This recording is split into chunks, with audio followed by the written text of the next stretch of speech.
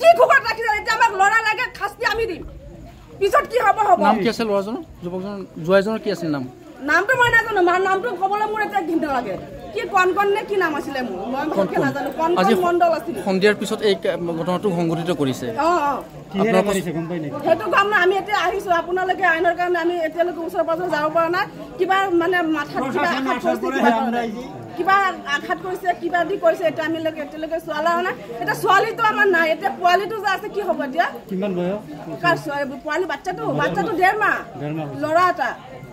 1.5 মাহ 1.5 মাহ এতিয়া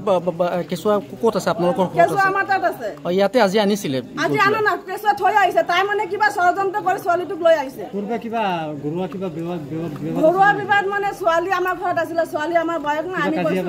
কাজিয়া মানে ছোৱালী আমাৰ তাত আছিলে তো থাকাৰ পিছত আমি কৈছে ছোৱালী এটা প্ৰেগনেন্সি অৱস্থাত আনিছো আৰু তোমাৰ বাচ্চা এটা হৈছে ইনকাম নকৰে মানুহ জহাটো কাম নকৰে এটা হাত পেন কিনি দিব বুঢ়াকে অকাত নাই তো তোমাৰ এটা কাপোৰ কিনি দিব